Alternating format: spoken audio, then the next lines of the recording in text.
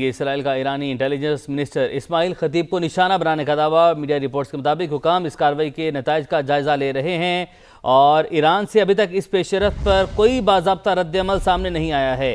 اسرائیل کا ایرانی intelligence minister اسماعیل خطیب کو نشانہ بنانے کا دعویٰ سامنے آیا ہے۔ میڈیا رپورٹ کرتا ہے یہ، اور اسرائیلی میڈیا کہتا ہے کہ حکام اس کارروائی کے نتائج کا جائزہ لے رہے ہیں۔ ایران سے ابھی تک اس پیش رفت پر کوئی باضابطہ رد عمل سامنے نہیں آیا۔ جی ہاں، اسرائیل کا ایرانی انٹیلیجنس منسٹر اسماعیل خطیب کو نشانہ بنانے کا دعویٰ میڈیا رپورٹس کے مطابق، جبکہ اسرائیلی میڈیا کی جانب سے یہ بتایا جا رہا ہے کہ حکام اس کارروائی کے نتائج کا جائزہ لے رہے ہیں۔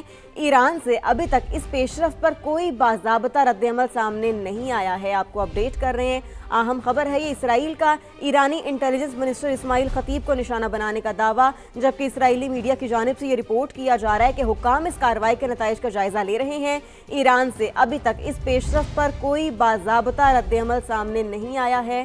اس حوالے سے آپ کو مزید بتائیں تو اسرائیل کا ایرانی انٹیلیجنس منسٹر اسماعیل خطیب کو نشانہ بنانے کا دعویٰ کیا گیا۔ دوسری جانب تہران میں علی لاریجانی اور دیگر شہداء کے جنازے کی تیاریاں۔ ایرانی میڈیا کی جانب سے یہ بتایا گیا کہ علی لاریجانی اور ان کے بیٹے کے تابوت کی تصویر جاری کی گئی۔ علی لاریجانی، غلام رضا سلیمانی اور دیگر شہداء کی نماز جنازہ ادا کی جائے گی۔ جی بالکل، اپڈیٹ آپ تک پہنچا رہے ہیں۔ تہران میں علی لاریجانی اور دیگر شہداء کے جنازے کی تیاریاں ہیں، اور ایرانی میڈیا نے علی لاریجانی اور ان کے بیٹے کے تابوت کی تصویر جاری کی ہے۔ علی لاریجانی، غلام رضا سلیمانی اور دیگر شہداء کی نماز جنازہ آج ادا کی جائے گی، اور تہران میں علی لاریجانی دیگر شہداء کی جنازے کی تیاریوں کے حوالے سے آپ دیکھ سکتے ہیں، یہ ایرانی میڈیا کی جانب سے یہ تصویر جاری کی گئی ہے۔ علی لاریجانی اور ان کے بیٹے کے تابوت کی تصویر جاری کی گئی ہے۔ اہم خبر آپ کو دیں، علی لاریجانی کی شہادت کے بعد ایران کا اسرائیل پر بڑا حملہ۔ رامات گان میں میزائل گرنے سے 2 اسرائیلی ہلاک ہو گئے۔ خبر ایجنسی کے مطابق ایرانی حملوں میں ہلاک ہونے والے اسرائیلیوں کی تعداد 14 ہو گئی ہے۔ تل ابیب میں ٹرین سٹیشن کو بھی نقصان پہنچا۔ شمالی اسرائیل میں حزب اللہ کے راکٹ حملے میں کئی عمارتیں تباہ ہو گئی ہیں۔ تو علی لاریجانی کی شہادت کے بعد ایران کا اسرائیل پر بڑا حملہ ہے یہ۔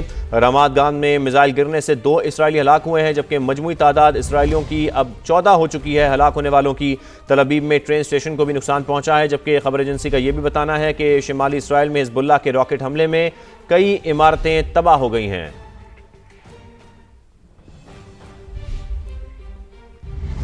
خبر یہ ہے کہ سعودی عرب نے 3 ڈرونز مزید مار گرائے۔ سعودی وزارت دفاع کی جانب سے ایسا بتایا گیا کہ مشرقی ریجن میں 2 حملوں کا سامنا کیا۔ پہلے حملے میں الخرج میں بیلسٹک میزائل تباہ کیا۔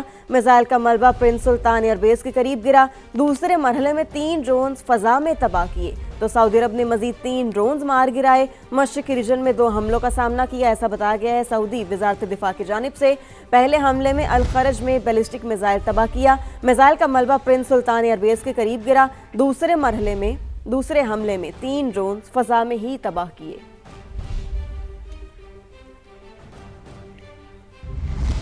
بیروت کے وسطی حصے میں اسرائیلی طیاروں کی بمباری سے کثیر المنزلہ عمارت زمین بوس ہو گئی۔ الجزیرہ کا یہ بتانا ہے کہ ملبہ ہٹانے کا کام جاری ہے، جانی نقصان کا بھی خدشہ ہے۔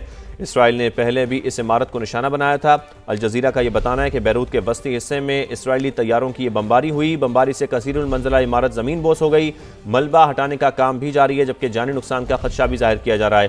اسرائیل نے پہلے بھی اس عمارت کو نشانہ بنایا تھا۔ آبنہ ہرمز کی بندش کے باعث آسٹریلیا کو بھی ایندھن کی قلت کا خدشہ۔ آسٹریلوی وزیر اعظم نے کابینہ کا ورچوئل اجلاس طلب کر لیا۔ خبر ایجنسی کی جانب سے یہ بتایا گیا کہ تیل کی سپلائی اور قیمتوں کی صورتحال کا جائزہ لیا جائے گا۔ تو آبنہ ہرمز کی بندش کے باعث آسٹریلیا کو بھی ایندھن کی قلت کا خدشہ ہے۔ آسٹریلوی وزیر اعظم نے کابینہ کو ورچوئل اجلاس طلب کر لیا۔ لاریجانی کی شہادت سے نظام متاثر نہیں ہوگا۔ ایرانی وزیر خارجہ عباس عراقچی کا بیان، کہا ایران کا نظام مضبوط شخصیات کی جانب سے کمزور نہیں ہوتا۔ نظام میں ہر شخص اپنی حیثیت کے مطابق کردار ادا کرتا ہے۔ امریکی اور اسرائیلی یہ کیوں نہیں سمجھتے کہ اس سے ایران کمزور نہیں ہوگا؟ شہداء کا بدلہ لینے کے لیے ایران کا اسرائیل پر بڑا حملہ، حملوں کی 61ویں لہر، کلسٹر اور خیبرون میں میزائلوں کی بارش کر دی۔ تل ابیب اور یروشلم میں متعدد مقامات پر آگ بھڑک اٹھی، 2 اسرائیلی ہلاک، متعدد زخمی، کئی گاڑیاں تباہ، عمارتوں کو بھی نقصان پہنچا۔ تل ابیب میں ریل اسٹیشن بھی نشانہ بنا، ٹرین سروس معطل ہو گئی۔ خطے میں امریکی تنصیبات بھی پاسدارانہ انقلاب کا ہدف، قطر میں ڈرون اور میزائل حملے، متحدہ عرب امارات کا بیلسٹک میزائل اور ڈرون تباہ کرنے کا دعویٰ۔ ابوظہبی میں میزائل کا ملبہ گرنے سے پاکستانی شہری جاں بحق ہو گیا۔ الفجیرہ بندرگاہ کے قریب ٹینکر پروجیکٹائل سے نشانہ بنا، آگ بھڑک اٹھی۔ بغداد میں امریکی سفارت خانے پر 2 بار ڈرون اور راکٹوں سے حملہ کیا گیا۔ سعودی عرب نے چند گھنٹوں کے دوران 7 ڈرون مار گرائے۔ کویت کا 24 گھنٹوں میں 2 میزائل اور 13 ڈرونز کو روکنے کا دعویٰ۔ جنوبی لبنان سے حزب اللہ نے بھی اسرائیلی شہروں پر درجنوں راکٹ برسا دیے۔ ادھر امریکی طیارہ بردار جہاز آگ لگنے کے بعد مرمت کے لیے بحیرہ احمر سے یونان روانہ ہو گیا۔ عرب میڈیا کے مطابق ایران نے گزشتہ ہفتے جیرالڈ فورڈ کو میزائلوں ڈرون سے نشانہ بنایا تھا۔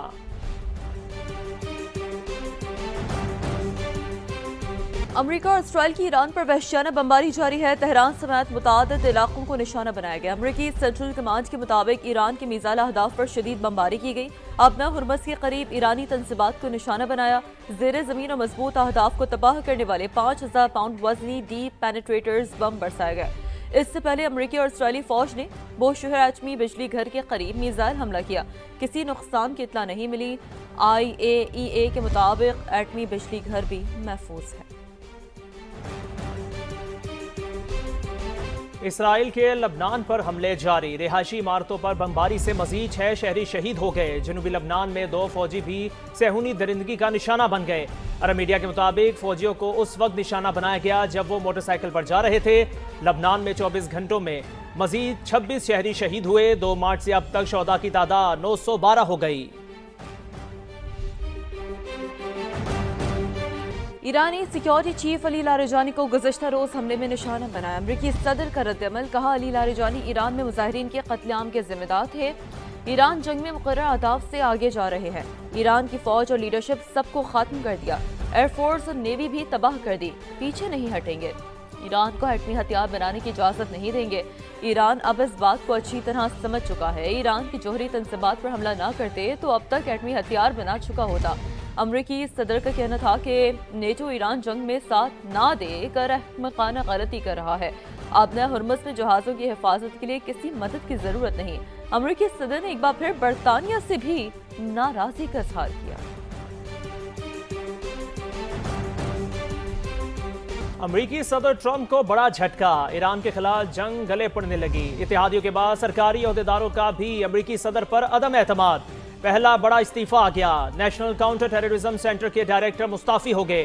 جو کینٹ نے صدر کو بھیجے گئے اپنے استعفے میں لکھا، ایران سے امریکہ کو فوری طور پر کوئی خطرہ نہیں تھا۔ واشنگٹن نے اسرائیل اور اس کی امریکہ میں طاقتور لابی کے دباؤ میں آ کر جنگ شروع کی۔ ضمیر کے مطابق ایران کے خلاف اس جنگ کی حمایت نہیں کر سکتا۔